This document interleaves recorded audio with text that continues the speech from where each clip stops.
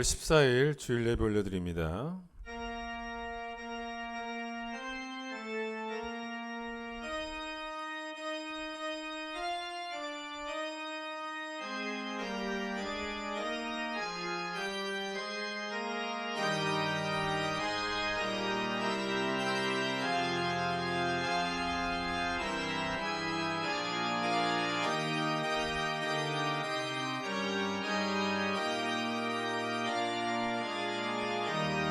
할렐루야. 우리 하나님을 찬양하는 일이 선함이요 찬송하는 일이 아름답고 마땅하도다. 오라 우리가 여호와께 노래하며 우리의 구원의 반석을 향하여 즐거이 외치자. 해 돋는 데서부터 해 지는 데까지 여호와 이름이 찬양을 받으시리로다. 아멘.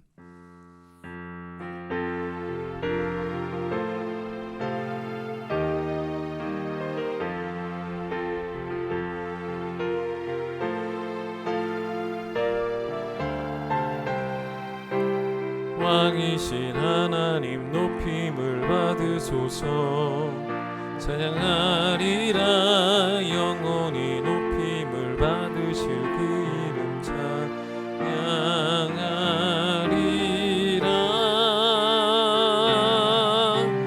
그리스도 진리로 다스리네.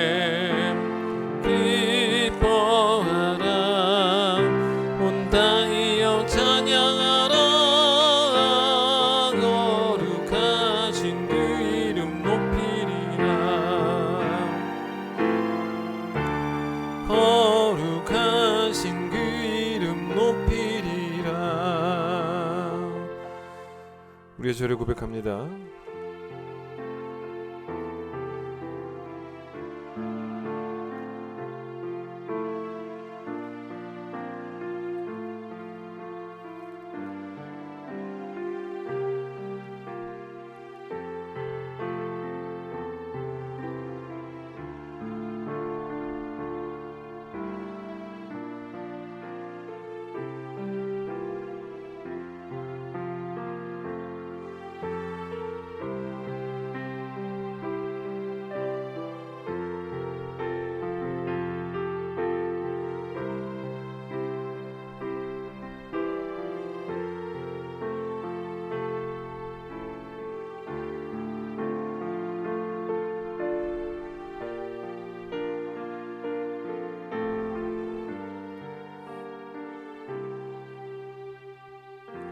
여호와는 긍휼이 많으시고 은혜로우시며 노하기를 더디하시고 인자하심이 풍부하시도다. 우리의 죄를 따라 우리를 처벌하지는 아니하시며 우리의 죄악을 따라 우리에게 그대로 갚지는 아니하셨으니 동이 서에서 먼 것 같이 우리의 죄가를 우리에게서 멀리 옮기셨느니라. 아멘. 신앙 고백합니다. 나는 전능하신 아버지 하나님 천지의 창조주를 믿습니다. 나는 그의 유일하신 아들 우리 주 예수 그리스도를 믿습니다.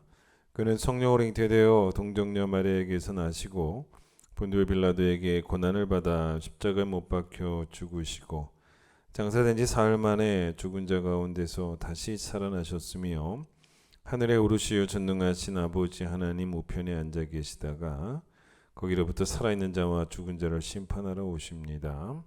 나는 성령을 믿으며 거룩한 공교회와 성도의 교제와 죄를 용서받는 것과 몸의 부활과 영생을 믿습니다. 아멘. 579장입니다.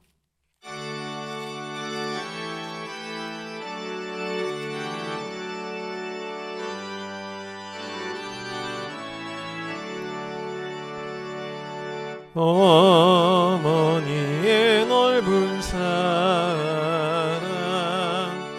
귀하고도 귀하다.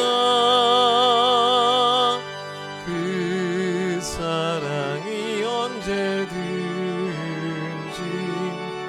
나를 감싸줍니다. 내가 울 때 어머니는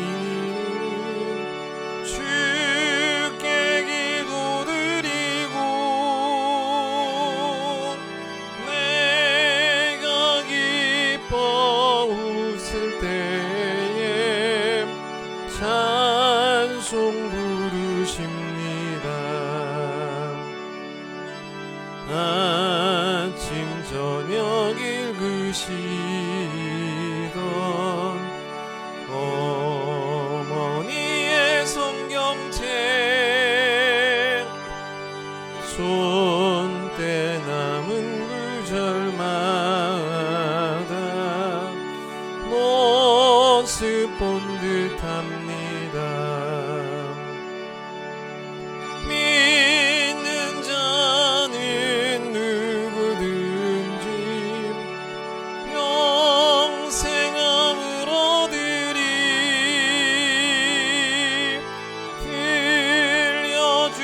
들려주신 귀한 말씀 이제 힘이 됩니다. 홀로 누워 괴로울 때 헤매다가 지칠 때 부르시던 찬송 소리 귀에 살아옵니다. 안 속에서 샘물 나고 황무지에 꽃피니 예수님과 동행하면 두려울 것 없어라. 온유하고 겸손하며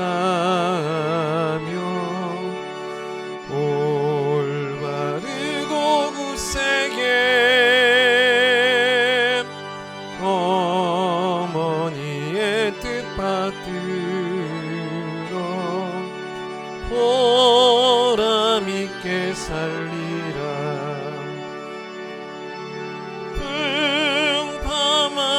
풍파많은 세상에서 선한 싸움 싸우다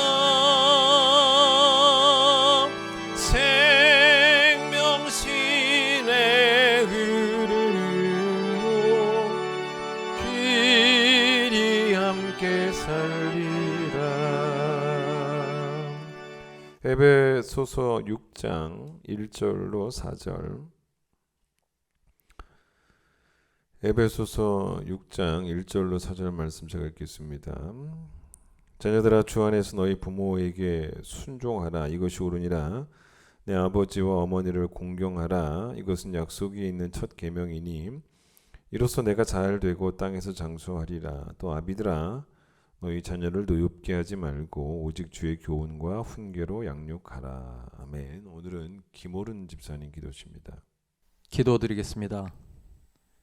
아무런 자격도 없이 그저 죄 가운데서 죽을 수밖에 없던 저희들을 오직 사랑으로 주님의 백성 삼으시고 결코 그와 같이 홀로 버려두지 않으시는 우리 주 하나님 아버지, 오늘도 이렇게 거룩한 주님의 날에 사랑하는 주님의 백성들이 한 마음 한 성령으로 한자리에 모여 주님께 예배드리게 하시니 감사와 찬양을 올려드립니다.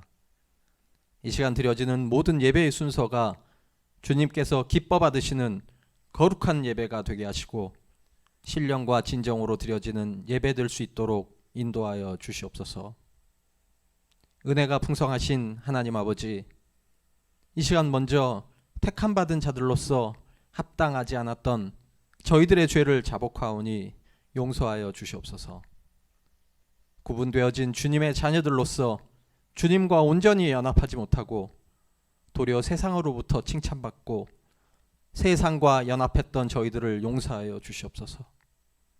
연약하고 악하여 우리 안에 항상 함께 계셨던 성령님을 근심케 했던 많은 죄악의 시간들을 회개하게 하시고 죄 가운데서 온전히 떠나지 못하고 탕자와 같았던 저희들을 끝까지 버려두지 않으시고 사랑으로 용서하시는 성령님을 돌아보며 저희들 또한 사랑과 용서의 성품을 갖게 하여 주시옵소서.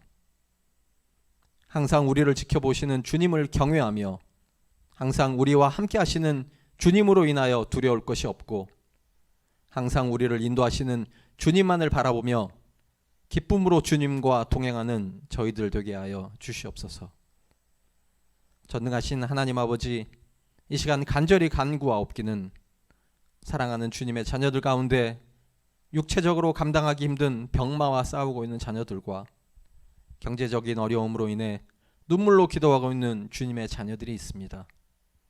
이런 고난은 분명 견디기 어려운 고통과 절망을 우리에게 안겨주지만 권능의 하나님이 내 평생의 아버지가 되시는 우리 모든 믿음의 자녀들에겐 이런 고난이 도리어 항상 우리와 함께 하시는 하나님 아버지를 더욱더 깨닫고 그 고난을 통하여 분명히 우리에게 역사하실 하나님 아버지의 선하신 계획을 인내로써 기다리는 연단의 시간들이 되게 하여 주시옵소서. 결코 우리를 부끄럽게 하지 않을 하늘 소망을 간직하며 환난 중에도 절망하지 않는 저희들 될 수 있도록 역사하여 주시옵소서. 거룩하신 하나님 아버지, 이 시간 또한 간구하옵기는 주님의 전을 사모하고 그리워하던 많은 성도들이 이제 조금씩 교회로 돌아오고 그와 함께 우리 교회 학교 각 부서들에도 사랑하는 아이들의 발길이 늘어나는 기쁨이 회복되고 있습니다. 직접 말씀 들으며 주님의 음성을 가까이 할 수 없었던 지난 시간들의 아픔을 항상 기억하며 더욱더 말씀을 사모하고 더욱더 목소리 높여 주님을 찬양하는 저희들 되게 하시고 그 어떤 상황들도 더 이상 우리의 예배를 가로막지 못하도록 하시어 온전한 예배의 자리가 은혜 가운데 계속될 수 있도록 권능의 하나님께서 역사하여 주시옵소서. 땅끝까지 이르러 내 증인이 되라 하신 진리의 하나님, 그동안 코로나 상황으로 인하여 중단되었던 많은 사역 가운데 주님의 명령대로 소명에 충성하며 기도로 준비하는 방글라데시 단기 선교가 진행되고 있습니다. 개인적인 여러 형편들을 이겨내고 헌신으로 참여하는 단기 선교팀의 선교 인원들과 낮은 자세로 앞장서서 준비하고 기도하는 선교부장 및 선교 부원들의 섬김을 주님께서 기억하시고 인도하셔서 모든 과정이 주님의 은혜 가운데 이루어질 수 있도록 역사하여 주시옵소서.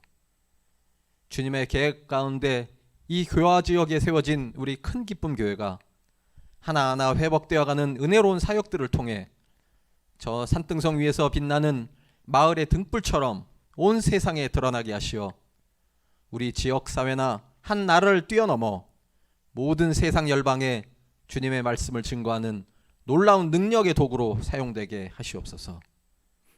우리의 목자 되신 사랑의 하나님, 이 시간 이제 주님의 말씀을 듣습니다. 거칠고 강팍했던 우리의 심령을 잔잔하게 하시어 주님의 음성에 귀 기울이게 하시고 말씀을 통하여 역사하시는 살아계신 하나님 아버지를 보게 하여 주시옵소서. 이 시간 진리의 말씀으로 주님의 자녀들을 양육하는 주님의 종과 그 가족들, 그리고 예배를 위해 준비하고 수고하는 모든 손길들과 빛도 없이 이름도 없이 사랑과 순종으로 헌신하는 교회의 모든 동역자들 위해 은혜와 축복을 내려주시고 이 시간 드려지는 모든 감사와 찬양의 예배가 오로지 하나님 아버지의 영광만을 위하여 올려지게 하시어 주님만이 홀로 영광받는 시간 되게 하시옵소서. 이 모든 간구 살아계셔서 항상 우리와 함께 하시는 우리 주 예수 그리스도의 이름으로 감사하며 기도드립니다. 아멘.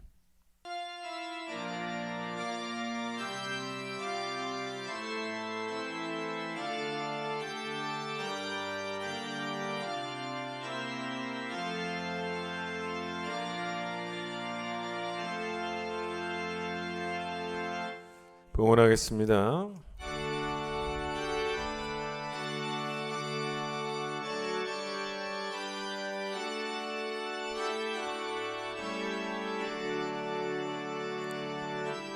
내게 있는 모든 것을 아낌없이 드리네. 사랑하고 의지하며 주만 따라 살리라.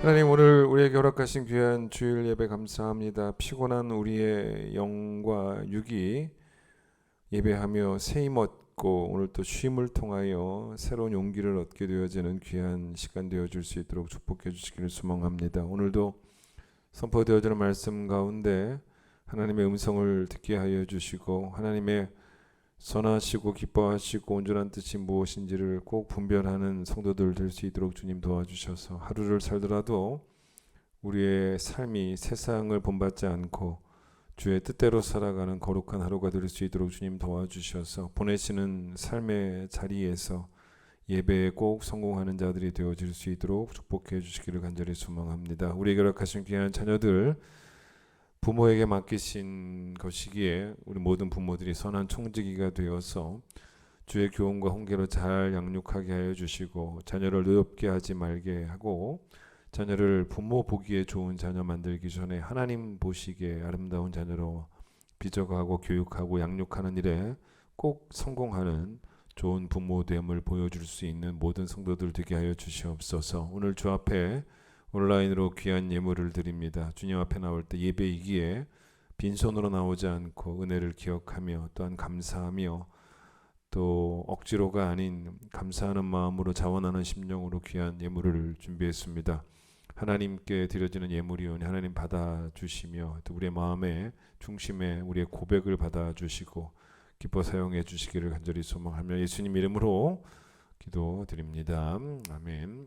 오늘은 어버이 주일입니다. 또 우리 어르신들과 또 여러분 가정의 또 부모님들을 또 계속 공경하는 여러분 모두가 되시기를 바라고요.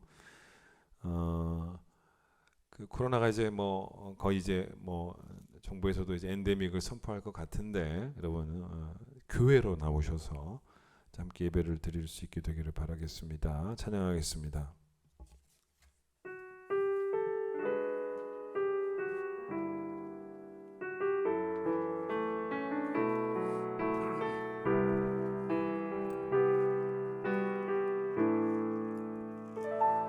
감사해요.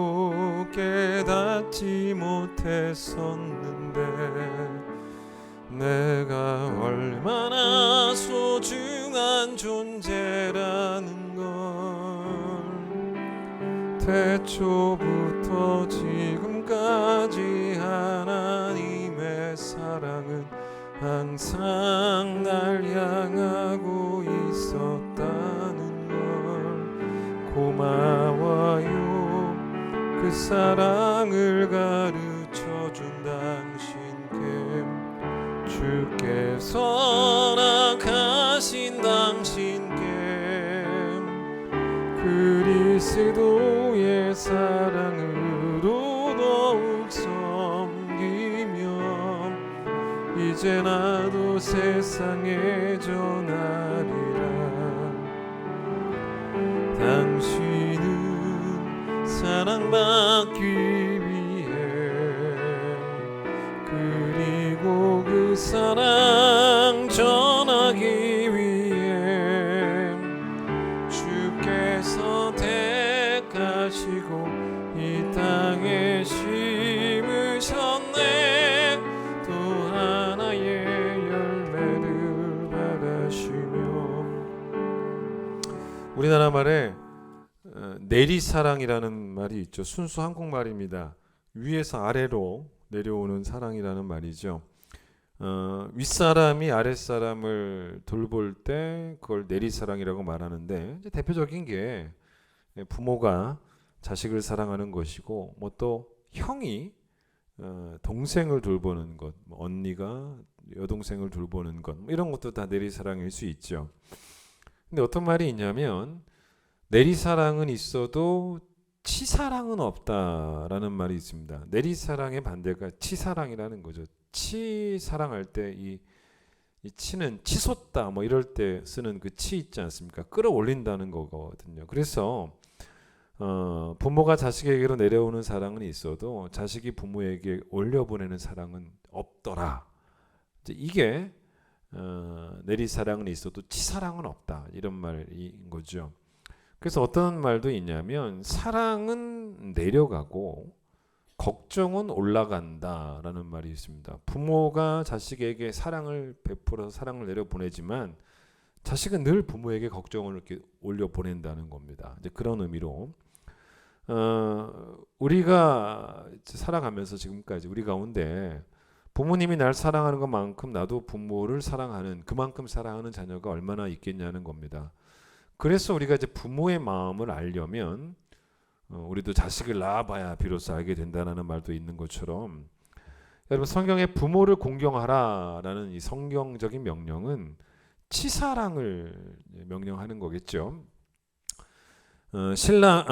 신앙은 관계에 성공하는 게 신앙인데 결국 사랑에 성공하는 거 아니겠습니까? 그래서 십계명이 다 관계에 대한 계명이잖아요. 1부터 4까지는 하나님과의 관계, 5부터 10계명까지는 사람과의 관계인데 사람과의 관계의 그 계명의 첫 번째 시작인 5계명이 이제 부모를 공경하라기 때문에 부모와의 관계부터 이제 출발을 하고 있다는 것입니다. 어쩌면 우리는 이러고 있을지 모릅니다. 우리에게 부모를 공경하라고 하는 계명은 뭐 아예 우리 사전에 없는 계명이든지 아니면 있어도 저 끝자락에 있거나 사실 제일 처음 나오는 계명이거든요. 그러니까 자식에게는 너무 잘하고 또 지인들에게도 너무 잘하는데 유독 부모한테는 잘 못하는 그런 사람들도 꽤 많죠. 그러니까 이 부분을 우리가 회개를 해야 된다는 거죠. 원래 이 부모를 공경하라라는 말 출애굽기 20장에 십계명을 받을 때 모세가 그때 부모를 공경하라라고 하나님께서 말씀하셨는데 그 공경이라는 단어가 그 출애굽기 20장 그 히브리어로 카베드라는 단어입니다. 원래 이 단어의 뜻은 무겁게 여긴다라는 뜻이거든요. 예를 들어서 이 단어가 어디 나왔었냐면 욥기 6장 2절과 3절에 나오는데 한번 들어보세요. 욥이 이런 말을 합니다. 만일 내 고난을 달아볼 수만 있다면 내 이 비참함을 저울에 올려볼 수 있다면 틀림없이 바다의 모래보다 무거울 것이다. 그러니까 여기서 무거울 것이다. 이게 원어 성경에 뭐라고 나오냐면 카베드라고 나옵니다. 그러니까 자기가 당한 고난이 워낙 크니까 그걸 바다의 모래만큼 많고 바다의 모래만큼 무겁고 이렇게 욥이 표현을 한 거예요. 그래서 이 카베드라는 단어는 부모를 향해서만 쓰는 단어는 아니고 성경에 하나님을 향해서도 이 단어를 씁니다. 하나님을 공경하라 할 때 카베드를 씁니다. 결국 이게 무슨 말이냐면 성도라면 하나님을 중요하게 여기는 것이 맞죠. 하나님 무시하면 안 됩니다. 하나님을 가볍게 취급하면 안 되는 것처럼 마찬가지로 성도라면 하나님뿐만 아니라 부모도 카베드, 부모도 가볍게 여기면 안 된다. 부모님도 내게 중요한 분이라는 거죠. 무거운 분이라는 것입니다. 하나님만큼.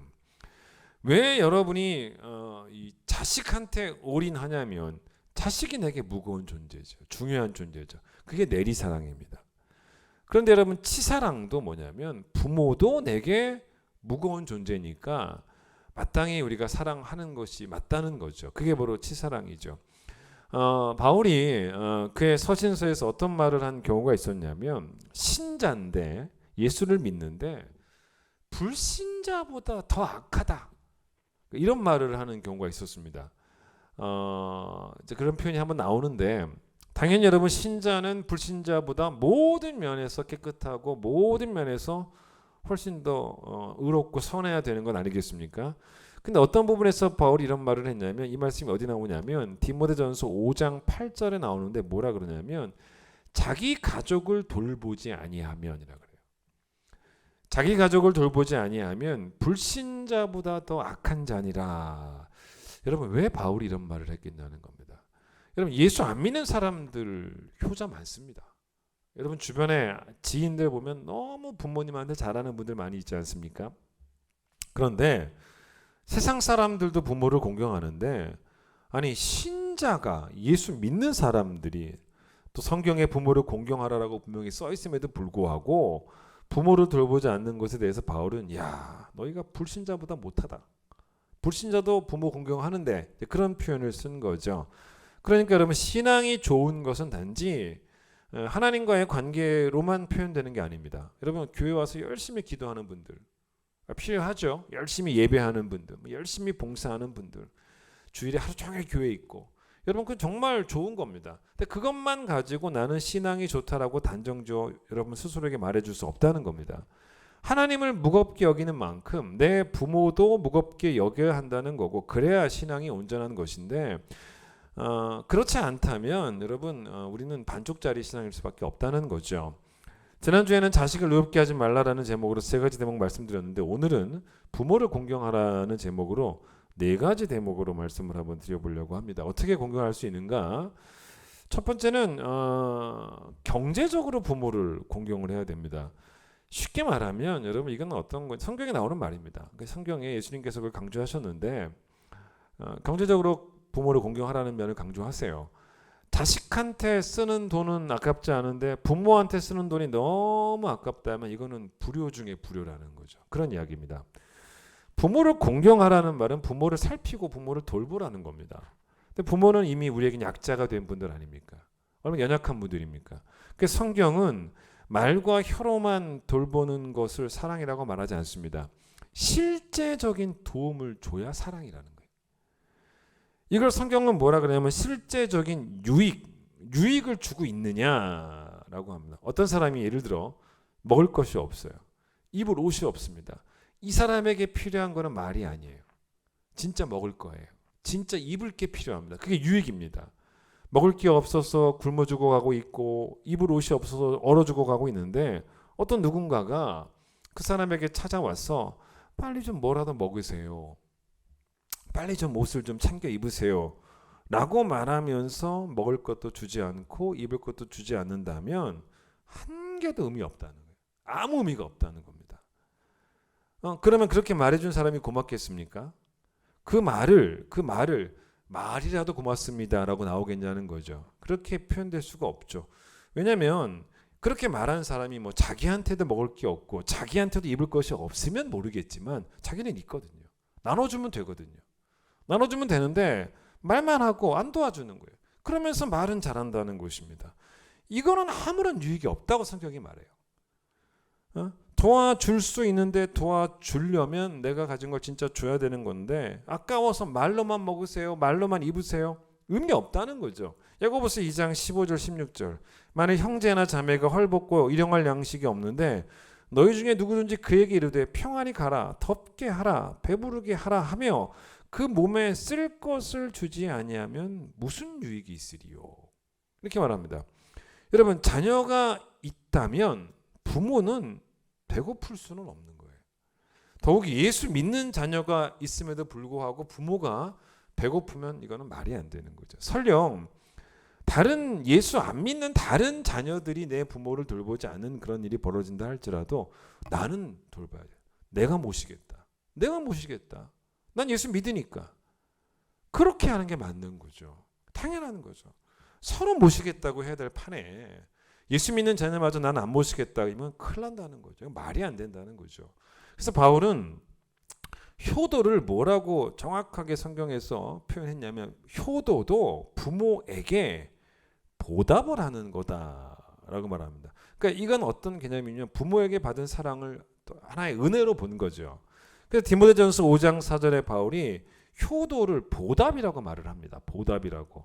그러니까 나를 부모가 길러 주셨다라는 말이 뭡니까? 나를 먹여 주셨고 입혀 주셨다. 내 아버지, 내 어머니가 열심히 일해서 돈 벌어서 우리를 먹이고 입혀 주셨다.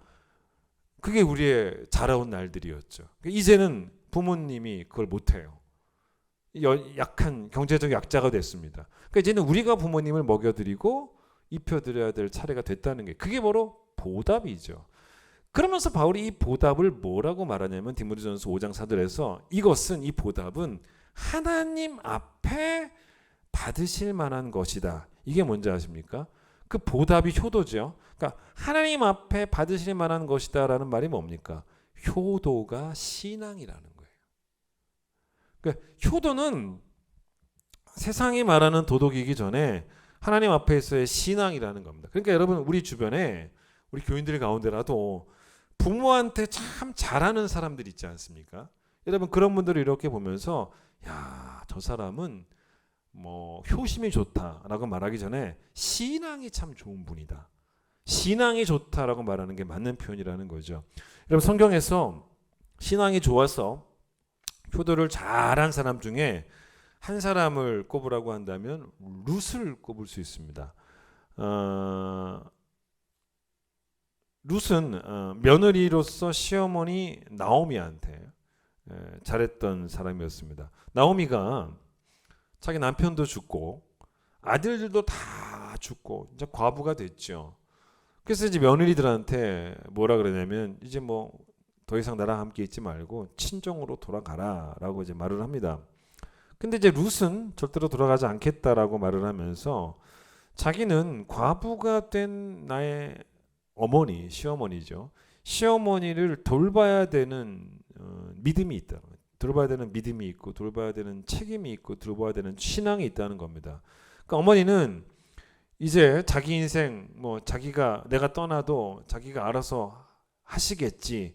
이런 태도가 절대로 룻에게는 없었던 거죠. 버리는 거지 않습니까? 어머니를 버리는 것밖에 안 되니까.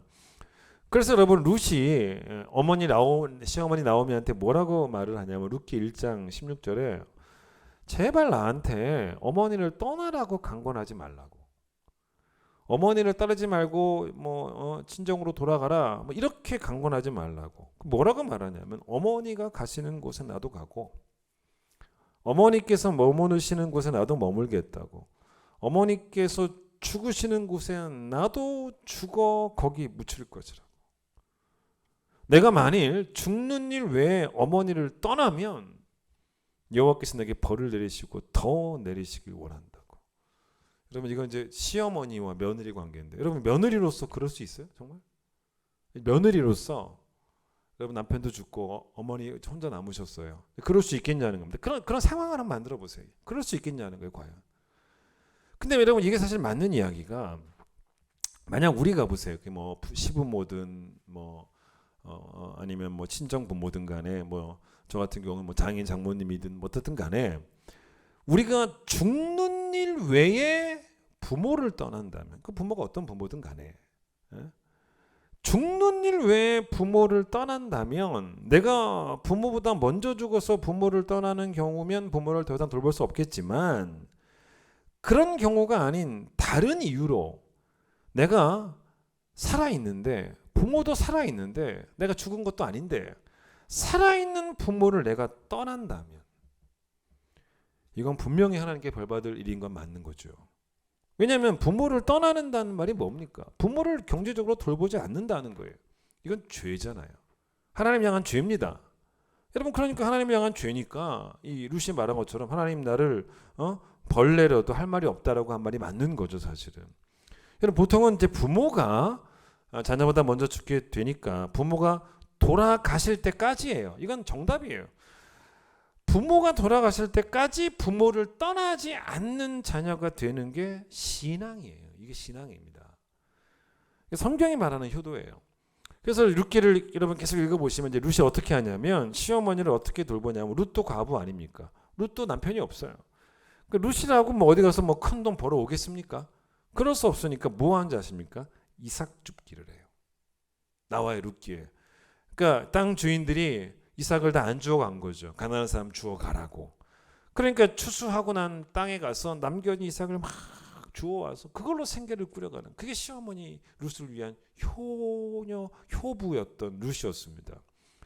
이게 바로 성경이 말하는 효도고 여러분 예수님도 아버지 요셉과 어머니 마리아 육신의 어머니 육신의 아버지죠. 어떻게 효도하셨는가는 성경에 자세히 기록되어 있지 않지만 공생에 시작하기 전까지 고향에 사실 때 부모님과 분명히 함께 사셨을 것이고 그때 엄청 잘하셨을 거예요. 극진한 효도를 하셨을 것입니다. 근데 여러분 예수님의 그 가상 7원을 한번 생각해 보십시오. 십자가상에서 하셨던 한 말씀 한 말씀 다 중요한 말씀. 쓸데없는 말 하셨겠습니까? 한 말씀 다 중요한 말씀을 마지막으로 하셨겠죠. 그게 바로 가상 7원입니다. 그 중에 정말 중요한 말씀 또 하나가 뭔지 아십니까? 효도를 말하시잖아요. 효도를. 뭐라고 말씀하십니까? 요한한테 어머니 마리아를 부탁하지 않습니까? 예수님께서 십자가에 죽으시면서 그게 뭡니까? 십자가에서 죽으시는 것이 뭡니까? 룻의 표현대로라면 부모보다 먼저 죽는 거죠. 물론 예수님은 부활하셨고, 그리고 부활하시고 난 다음에 얼마 이후에 승천하셨고, 더 이상 이 땅에서는 마리아의 아들로서 사람의 몸으로 존재하지는 않으실 것이다라는 걸 분명히 예수님은 다 아셨기 때문에, 그래서 예수님은 죽으시면서 어머니 마리아를 예수님에게 먼저 부탁을 합니다. 그게 요한복음 19장 27절이죠. 뭐라고 말하냐면 너의 어머니다 라고 부탁을 합니다. 그 얘기를 듣고 나서 요한이 어떻게 합니까? 요한이 성경에 뭐라고 하나요? 그때부터 그 제자가 자기 집에 모시니라. 돌봐드렸다는 겁니다. 이게 효도죠. 그러니까 여러분, 예수님의 효도도 부모님에게 말로서의 효도가 아니라 실제적으로 도움을 주는 그런 효도였다는 겁니다. 여러분, 요셉도 그랬어요. 요셉이 아버지 야곱과 그의 형제들을, 그가 애굽의 총리로 있을 때 애굽에서 그의 가족들을 다 봉양을 합니다. 그 창세기 47장 12절 보세요. 또 그의 아버지와 그의 형들과 그의 아버지의 온 집에 그 식구를 따라 먹을 것을 주어 봉양하였더라. 여러분, 야곱이 애굽에 와서 17년을 살다가 147세 나이에 죽습니다. 17년 동안 요셉이라고 하는 11번째 아들이었죠. 요셉이 아버지를 잘 봉양을 합니다. 그렇게 야곱이 잘 봉양을 받다가 죽는 내용이 창세기 49장 맨 마지막 절이에요. 그리고 나서 이제 아버지가 야곱이 죽고 난 다음에 50장, 창세기 50장 1절에 어떻게 성경이 시작되어지냐면, 요셉이 그의 아버지 얼굴에 굽으려 울며 입맞추고 라고 말합니다. 정확하게 어떤 모양인지는 잘 모르겠는데, 그냥 아버지 얼굴 위로 그냥 몸만 숙였는지 아니면 정말 아버지랑 몸을 포겠는지는 알 수 없어요. 그런데 아버지 얼굴 위로 어쨌든 몸을 숙이면서 그렇게 울었다는 거예요. 요셉이. 왠지 아십니까? 가장 가까이에서 모시고 17년을, 성경에 나와요, 봉양했다라는 표현이 나옵니다. 17년을 봉양했어도 아쉬운 게 자식이에요. 1년만 더 사줬으면 좋았을 것을. 147세까지 아버지가 사셨지만 그래도 더 하루라도 사줬으면 좋았을 것을, 그런 마음 때문에 울었다는 거예요. 여러분, 그동안 봉양했던 아버지가 이제는 자기 눈에 시신이 되어서 계시단 말입니다. 그러니까 더 이상 봉양할 수 없다는 것이 너무 슬퍼서, 저도 사실은 아버지 입관 때 너무 슬펐어요. 그 아버지 시신을 바라보면서 얼마나 사실 그게 슬픈 상황입니까? 더 이상 봉양할 수 없다는 게, 더 이상 아버지를 모실 수 없다는 게, 그게 안타까웠다는 거죠. 여러분, 사실 지금 자녀인 우리는요, 잘 생각해 보세요. 예수 믿는 우리는 진짜 돈 쓸 때가 많아요. 여러분, 지금은 돈을 아낄 때가 아닙니다. 쓸 때가 엄청 많습니다. 여러분, 돈을 막 쌓아두는 걸 좋아하기도 하고, 아니면 써도 나와 내 자식들만을 위해서 그렇게 돈을 쓰는 사람들은요, 그건 문제입니다. 성경적으로 잘못된 삶을 살고 있는 거죠. 여러분, 우리는 지금 돌봐야 될 게 너무 많아요. 그중 하나가 뭡니까? 내 교회입니다. 교회를 돌봐야 돼요. 이 교회에 속했으면 이 교회를 돌봐야 되는 거예요. 그래서 우리는 10의 1이라고 하는 적지 않은 헌금을 냅니다. 여러분, 회사에서 돈 많이 벌어보세요. 그 정직하게 내려고 그러면 손 떨립니다. 예? 내가 500만 원 벌을 때 50만 원 내는 거랑, 내가 회사에서는 5천만 원 벌 때 500만 원 내는 거랑 그게 쉽지 않은 일이 될 거예요.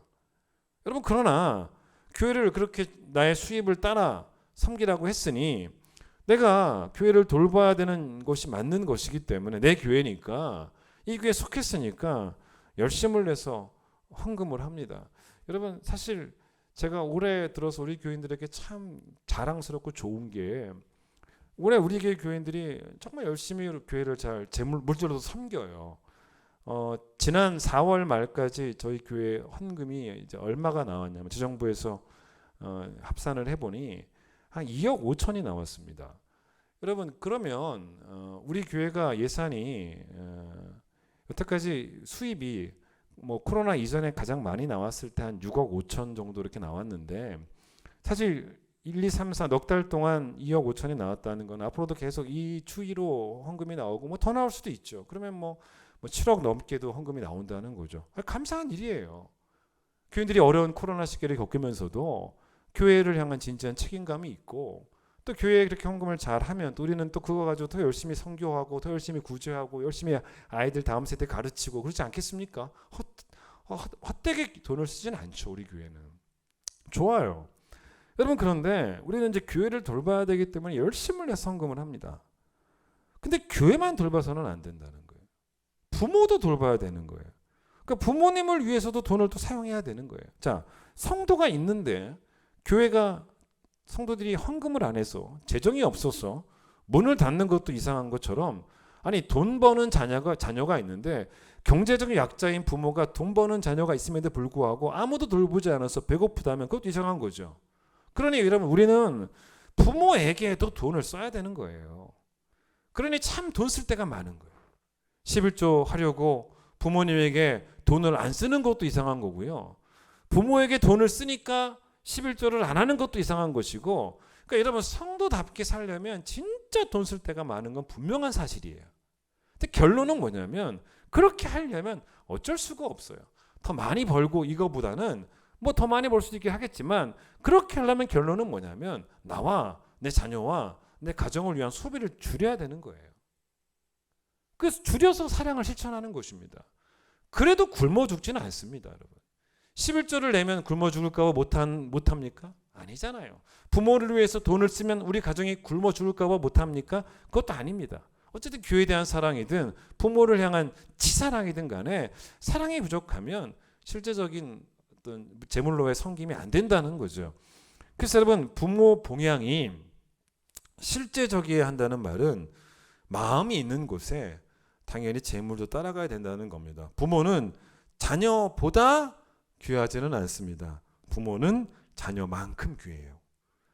자식이 병들었을 때 잠 못 이루는 것처럼 부모가 병들어도 잠 못 이뤄야 되는 것이고 자식 고칠 돈이 없으면 어디서라도 돈을 빌려와서라도 고쳐야 되는 것처럼 부모 고쳐드릴 돈이 없으면 돈 빌려와야 되는 거예요. 자식이 먹고 싶은 것이 있으면 꼭 사주고 싶은 마음이 드는 것처럼 부모가 드시고 싶은 것이 있으시다면 꼭 대접해드리고 싶은 마음이 있어야 되는 것입니다. 여러분 살아 계신다면 기회입니다. 하나님은 우리 부모님을 영원히 이 땅에 여러분에게 효도받으라고 남겨두시는 하나님이 아닙니다. 보답할 수 있는 기회가 많지 않다는 생각을 하셔야 돼요. 하나님의 은혜에 보답하고 또 보답하고 또 보답해도 늘 죄송한 마음뿐인 것처럼 사실 부모님의 은혜에도 우리가 보답해도 받은 사랑에 비하면 우리의 보답은 늘 마이너스예요. 플러스일 수가 없습니다. 언젠가는 우리도 요셉처럼 부모의 시신 앞에 굽부려서 울게 되는 날이 와요. 일어나세요. 아버지 일어나세요. 깨어나세요. 소용없어요. 깨어나시지 못하는 때가 반드시 옵니다. 여러분 기독교는 부모님 돌아가시고 난 이후에 제사 잘 차려드리는 종교가 아닙니다. 삼오제 이런 거 이건 기독교가 하는 거 아니에요. 우리는 살아 계실 때 최선을 다하는 종교입니다. 살아계신 부모님을 위해서도 세월을 아끼셔야 돼요. 이미 돌아가신 부모님의 이름을 아무리 불러봐도 소용이 없고 그래봐야 살아 돌아오시지도 않고 기독교는 뭐냐면 부모님이 살아 계셔서 내 이름 불러주실 때 그때가 봉양할 기회고 보답할 기회고 섬길 기회고 사랑할 기회이기 때문에 지금 하라는 거예요. 고은 목사님 어머니라는 시가 있습니다. 당신은 내가 만난 맨 처음의 사람입니다. 사랑을 받는 것이 아니라 주는 것이라는 것을 몸으로 가르치신 분도 당신입니다. 당신은 언제나 5월의 웃음, 주고도 떨어지지 않는 바다요. 우리는 너무 늦게 당신을 사랑했습니다. 당신이 우리에게 너무 먼 곳에 계신 뒤에야 사랑은 이토록 강물되어 흐르고 우리 또한 당신이 되어 이제야 그 사랑을 깨닫습니다. 이제 우리가 어머니가 돼서야 알게 되었다는 거죠. 두 번째는 부모님의 이 심리적 고독감도 우리가 돌봐드려야 됩니다. 여러분 경제적으로 돌봐드린다고만 해서 만사 오케이는 아닙니다. 부모님들 앞으로 지켜보세요. 많이 외로워하세요. 이 노년이 된 부모님들의 마음은 젊은 자녀들보다 훨씬 더 쉽게 외로움을 찾을 수밖에 외로울 수밖에 없습니다. 하던 일을 다 그만둬야 되고 그게 얼마나 이 외로움을 느끼게 만듭니까? 또 건강도 안 좋아지고 육신도 후패해져 가고, 그러니 여러분 계속 심적인 고독감이 생기는 거예요. 그 부모님들 가운데 우울증 앓는 분들도 많이 계세요. 그 부모가 여러분 제일 보고 싶어하는 존재는 자식입니다. 자식을 제일 보고 싶어합니다. 근데 안타까운 건 자녀들이 너무 바쁩니다. 근데 그런 자녀를 부모는 또 너무 잘 이해를 해줍니다. 얼마나 바쁘겠냐는 거예요. 근데 여러분 사실 시간을 낸다는 것은, 부모를 위해 시간을 낸다는 것은 그게 곧 사랑이에요. 여러분 사랑하면 시간을 만들어냅니다. 바쁘다는 건 무조건 핑계예요. 여러분 자녀를 위해서 시간 내는 부모들 보시면 뭐 간혹 가다가 이렇게 아이들 학교에서 뭐 하는 거 부모들 오라 가서 가보면 아빠들도 많이 있잖아요. 그 바쁜 아빠들이 거기 와 있습니다. 그런데 그게 뭡니까? 사랑하니까 시간을 내는 거예요. 근데 부모를 위해서 시간을 내는 자녀가 얼마나 있겠냐는 겁니다.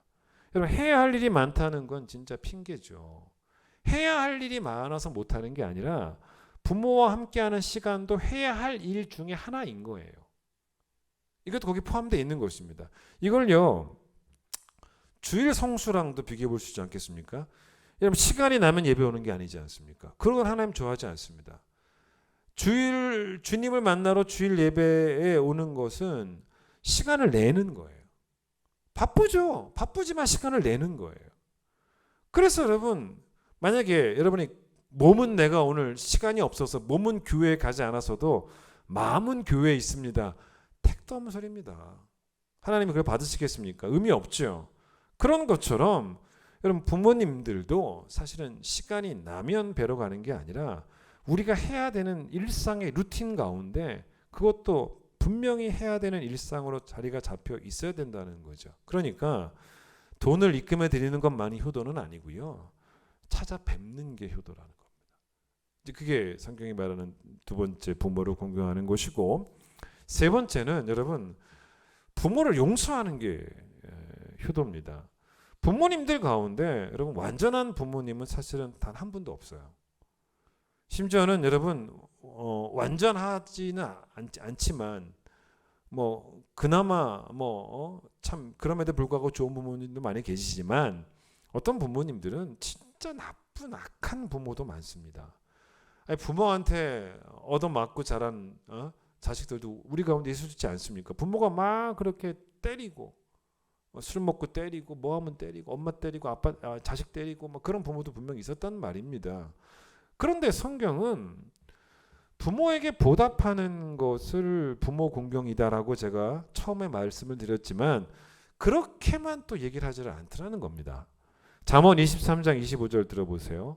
너를 낳은 아비에게 청종하고 너의 늙은 어미를 경히 여기지 말지니라 라고도 말을 해주고 있다는 거예요. 그러니까 이것도 부담스럽지만 주로 쳐야 되는 거예요. 그러니까 너를 낳은 아비라고 말했지 너를 뭐 극진히 사랑해주고 돌봐주고 사랑을 베풀어 주었던 그런 아비라는 말을 하고 있지 않습니다. 그러니까 성경이 말하는 바는 뭐냐면 이거예요. 하나님이 부모라는 이름을 주셨다는 이유만으로 나를 낳았다는 거죠. 그러니까 부모라는 이름을 가지고 있다는 이유만으로 자녀에게 효도를 받아야 될 충분한 이유가 성립이 된다는 거예요. 이게 어렵죠. 왜냐하면 부모다워야 부모 아닙니까? 맞잖아요. 부모다워야 부모입니다. 그런데 여러분 부모다워야 부모지라는 말은 자녀가 할 말은 아니라는 거예요. 이게 그런 이야기입니다. 부모 스스로가 내가 좋은 부모가 되겠노라라고 다짐하는 거야 당연한 필요한 것이겠지만 부모다워야 부모죠라고 말하면서 당신이 부모답지 않기 때문에 나의 효도를 받을 자격도 없습니다라고 말할 수는 없다라는 거죠. 그러니까 자녀가 부모한테 가서 부모다우세요. 그럼 제가 효도하겠습니다 라고 말해서는 안 된다는 겁니다. 예를 들어 여러분 보세요. 이게 이런 거죠. 다윗이 사울을 존중합니다. 왜요? 왕다워서요? 아니었다는 거죠. 여러분 사울이 왕인데 나라를 바르게 통치하고 백성들을 위해 통치하는 일에는 전혀 관심이 없고 자기 왕자리 뺏길까 봐 다윗이 왕 될까 봐 그게 너무 두려워서 다윗 죽이려는 그 일 하나에만 혈안이 되어서 그렇게 세월을 보냈던 그런데 다윗은 또 사울을 죽일 기회가 엄청 많았죠. 몇 번 있었습니다. 그때 다윗이 그랬습니까? 왕 같지 않은 왕은 내 손으로 처리하겠다. 그렇게 하지 않았다는 것입니다. 왕 같지도 않은 왕이었지만 이 왕마저도 하나님이 세우신 왕이라는 것에 대해서 자기는 임명권자는 아니니까 하나님이 세우신 이 왕을 자기는 존중해야 되는 게 순종이니까, 하나님을 향한 순종이니까. 마찬가지예요. 내 부모는 어쩌다 보니 내 부모가 된 건 아닙니다. 하나님이 내 부모가 되게 하셨다는 거예요. 그 부모가 좋은 부모라면요, 뭐 참 좋고 감사한 일이지만, 하지만 성경에서 부모다움에 대해서 설명을 할 때 어떤 부모가 되어야 한다라는 설명은 기록되어 있지만 이렇게 접근하지는 않습니다. 부모들아, 자녀들에게 공경을 받기 위해서라면 꼭 이런 부모가 되라 라고 하는 논리로 접근을 하지는 않는다는 거예요. 그러니까 자녀가 할 일은 부모를 봐서가 아니고 하나님을 봐서라도 부모를 공경하는, 왜냐하면 부모를 공경하라는 것은 하나님께 순종하는 것이기 때문에, 그래서 보답하기 위한 공경이면 좋겠지만 보답하기 위한 공경이 아니더라도 부모를 공경하라는 하나님의 명령에 순종하기 위해서라도 우리는 오늘도 부모를 용서해야 된다는 그런 이야기죠. 제가 처음 시작할 때 내리사랑은 있어도 치사랑은 없다라는 말씀을 드렸는데, 자녀를 용서하지 못하는 부모도 물론 있습니다. 그러나 여러분 생각해 보세요. 자녀를 용서하지 못하는 부모와 부모를 용서하지 못하는 자녀 중에 누가 더 독합니까? 자녀예요, 사실은. 부모는 덜합니다. 그래서 여러분, 그렇기 때문에 정말 내리사랑은 있어도 치사랑은 없다라는 말이 있는 것 같아요. 우리의 부모는 어쩌면 우리를 향해서 70번씩 7번이라도 용서해 줬을 것이라는 것입니다. 우리는 그렇게 못하고 있다는 거죠. 무척 우리는 용서에 인색하다는 것입니다. 못된 부모여도 여러분에게 효도 받으셔야 되는 거예요. 그게 하나님의 명령이고 그 명령에 순종을 해야 된다는 것입니다. 마지막으로 부모에게 순종하는 게 부모 공경이고 부모에게 복음 전하는 게 최고의 효도다라는 말씀을 드리고 마치려고 합니다. 4절 말씀처럼 부모는 자기 생각을 가르치는 게 아니라 주의 교훈과 훈계를 가르쳐야 된다라고 말을 했습니다. 그때 그 가르침에 순종하는 것이 효도다라고 오늘 본문이 말하는 거예요. 그러니까 오늘 본문이 말하는 부모 공경은 부모 말씀 잘 듣는 자녀가 되라는 것입니다. 여러분, 자녀가 잘 되기를 바라는 게 부모의 마음인데, 그래서 자녀를 향해서 부모가 가르칠 때 그 부모가 가르치는 모든 주의 교훈과 훈계를 한마디로 표현하라면 뭐겠습니까? 예수 잘 믿으라는 거죠. 그렇게 가르칩니다. 그거보다 더 잘 되는 것이 없기 때문에 그 예수 잘 믿으라는 부모의 그 명령에 순종하는 게 효도라는 것입니다. 자, 우리나라의 기독교가 제일 처음 들어왔을 때 조선시대라고 지난주에 말씀을 드렸죠. 선교사 가운데 마팻이라고 하는 분이 계셨습니다. 이분은 1890년에 조선에 와서 46년간 선교 활동을 하셨던 분이었는데, 이 마팻 선교사님이 그 마포 삼렬이라고 하는 이름으로도 불렸는데요. 이 마팻 선교사님에게 어느 날 김종섭이라고 하는 사람이 찾아옵니다. 이 사람은 복음을 듣고 믿어야 되나 말아야 되나, 그러니까 기독교 신앙에 대해서 좀 고민을 하고 있었던 사람이었습니다. 이 김종섭이 마팻을 찾아와서 물어봅니다. 선교사님, 부모를 효도하는 것, 부모에게 공경하는 것 옳은 일입니까? 라고 물어본 거예요. 그러니까 마팻 선교사님이 아이고 옳고 말고요, 부모를 공경하는 것도 하나님의 계명입니다. 그때 이제 김종섭이가 아이 선교사님, 그렇다면 선교사님도 부모가 계실 텐데 그러면 그 부모님에게 효도하고 계십니까? 라고 물어본 거죠. 그럼 마팻이 그럼요, 저도 부모님이 계시고 공경하는 마음이 너무 큽니다. 그러니까 김종섭이 뭐라 하냐면 그러면 선교사님, 지금 그렇게 말씀하셨는데 그러면 지금 그 부모를 버리고 한국에 온 거 아닙니까? 부모를 버리고 한국에 와서 이 만리 타국에 와서 있는 것 이 자체가 어떻게 효도일 수 있습니까? 라고 질문을 한 거예요. 그러니까 마펫이 뭐라고 대답했는지 아십니까? 너무 명쾌하게 대답을 한 겁니다. 형제님, 제가 또 질문해 보겠습니다. 부모의 말을 순종해야 효도입니까? 아니면 불순종해야 효도입니까? 라고 물어봤어요. 그 김정섭이가 이거 물론 순종해야 효도지요. 그때 마펫이 했던 말이 있습니다. 형제님, 우리 부모님이요, 저더러 조선에 가서 예수를 전하라고 명령하셔서 저는 여기에 왔습니다. 이게 효도입니다. 라고 말했다는 거죠. 이게 효도라는 거예요. 여러분, 부모에게 순종하는 건 1절 보세요. 끝에 보시면 자녀에게 옳은 일이다라고 말합니다. 자녀가 이런 옳은 일을 해야 된다는 거죠. 이런 옳은 일을 하려면 부모가 먼저 옳은 일을 해야 되는데 그게 4절이에요.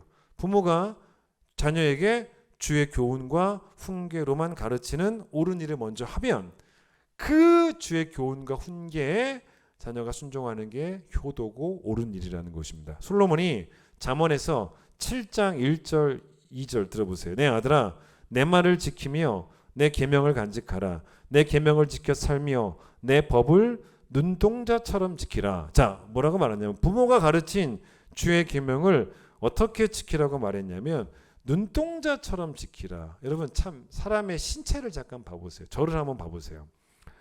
사람의 신체 중에서 여러분 눈이 어떻습니까? 눈은 가장 약하기도 하고 또 가장 중요한 부분이기도 해서 하나님이 여러분 우리에게 눈을 보호하라고. 여러분 손톱도 중요하죠. 손톱도 중요한데 하나님이 손톱 보호하라고 손톱 거풀을 주셨습니까? 아니죠. 그렇죠?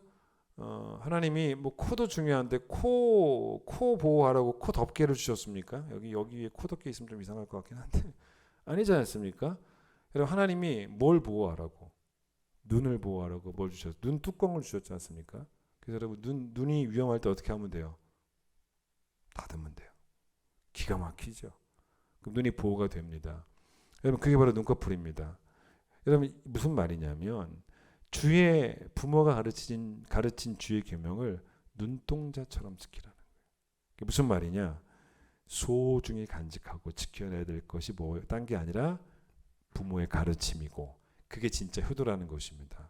자, 그런데 예수 잘 믿는 부모에게 순종하는 게 효도라면 반대로 예수를 믿지 않는 부모에게는 예수를 전하는 게 최고의 효도라는 겁니다. 요거 얘가 맞히죠. 이 땅에서 편안하게 살게 해드리라고 말씀드렸습니다. 효도입니다. 첫 번째 단락입니다. 그런데 이 땅에서 편안하게 살게 해드려봐야 길어봐야 90년, 100년. 여러분 그게 진짜 효도는 아니고요. 그것만이 다가 아니고 영원토록 편안하게 살게 해드려야 된다는 거죠. 부모에게 여러분 재정적 후원을 드리는 것도 중요하고 시간도 내어드려야 되고 용서도 드려야 되고 순종도 드려야 하겠지만 그러나 우리가 부모에게 드릴 수 있는 최고의 선물 중 선물은 뭐냐면 복음을 드려야죠. 예수 그리스도를 드려야죠.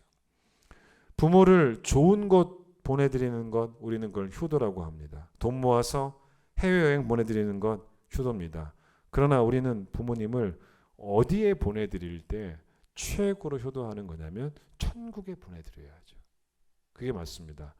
다른 그 어떤 것보다도 부모님을 복음으로 돌봐드리는 것. 그게 최고의 효도입니다. 강팍한 부모님을 향해서 여러분 오늘도 찾아가셔서 눈물 펑펑 흘리시면서 제발 예수님 좀 믿어달라고. 제발 예수님 믿어주시면 안 되겠냐고. 제발 믿어주시면 안 되겠냐고. 그게 정말 필요한 거예요. 육신의 질병 없이 건강하게 사시다가 부모님 돌아가시는 거 자녀들은 바라겠지만 아무리 육신의 질병이 없어도요 영혼의 질병이 가득하면 소용없다는 거죠. 그래봐야 영원한 멸망의 형벌을 피할 수가 없습니다. 사랑하면 다시 만나야 돼요. 여러분 진짜 비극 중 비극은 뭐냐면 사랑하는 사람을 잠시 못 보는 게 아니라 영원토록 보지 못하는 것입니다. 여러분 우리는 죽어도 삽니다.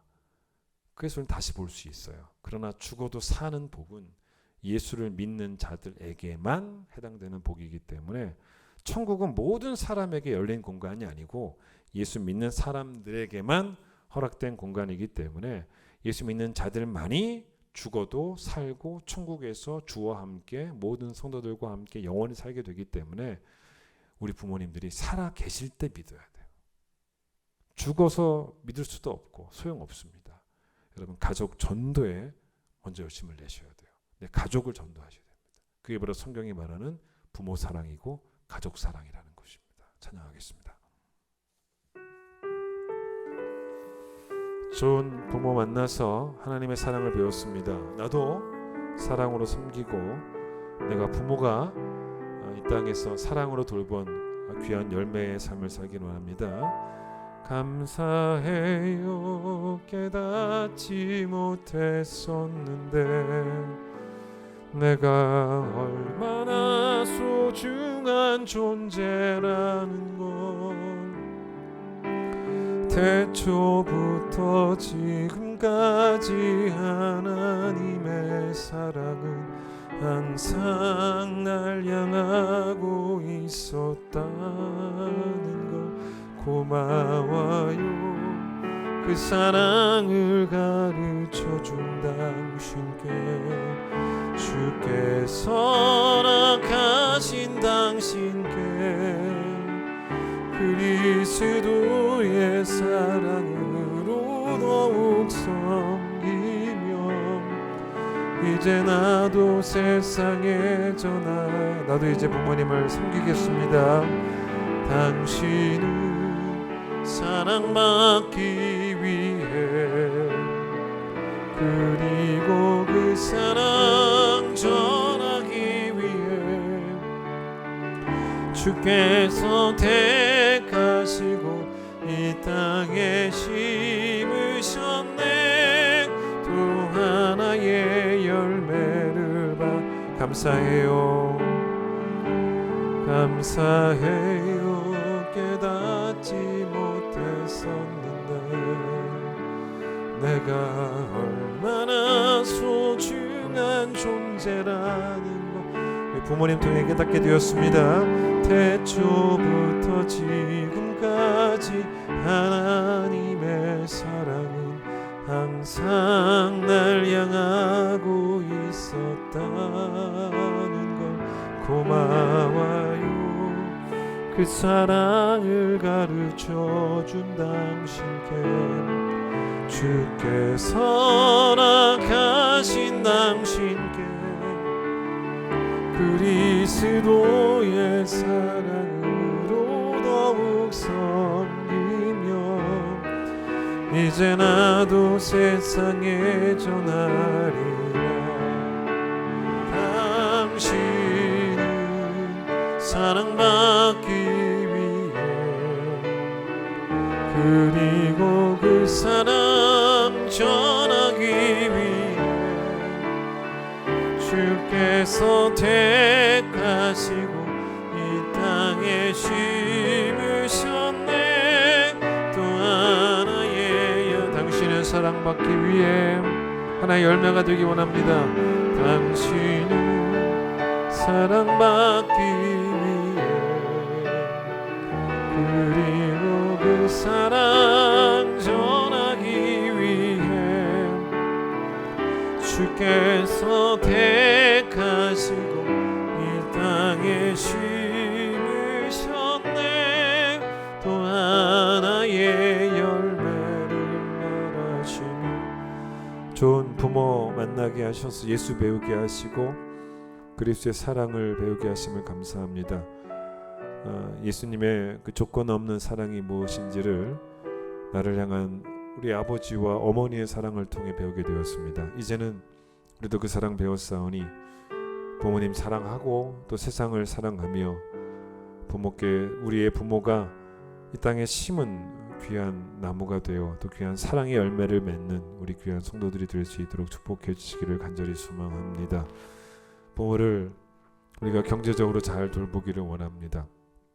경제적 약자가 된 그들을 이제 우리가 열심으로 봉양할 수 있도록 주님 도와주시고 심리적인 고독감이 없도록 자주 찾아뵙고 말동무도 되어드리고 함께 시간도 보내고 시간을 내어서 좋은 곳도 함께 가는 그런 자녀들 될 수 있도록 주님 축복하여 주시기를 소망합니다. 혹시라도 아직 용서하지 못한 부모님 우리 가운데 있다면 하나님, 우리는 하나님께서 우리에게 허락하신 부모이기에 또 우리가 해야 될 일은 그럼에도 불구하고 공경하는 것임을 알게 하여 주셔서 다시 한번 용기를 내어 우리 부모님을 잘 섬길 수 있는 마음들을 우리에게 허락하여 주시기를 간절히 소망합니다. 부모에게 순종하는 것, 그 주의 교훈과 훈계에 귀 기울일 수 있도록 주님 도와주시고, 우리 부모님 가운데 예수 믿지 않는 부모님 계신다면 기필코 돌아가시기 전에 복음 꼭 전해서 예수 믿게 하여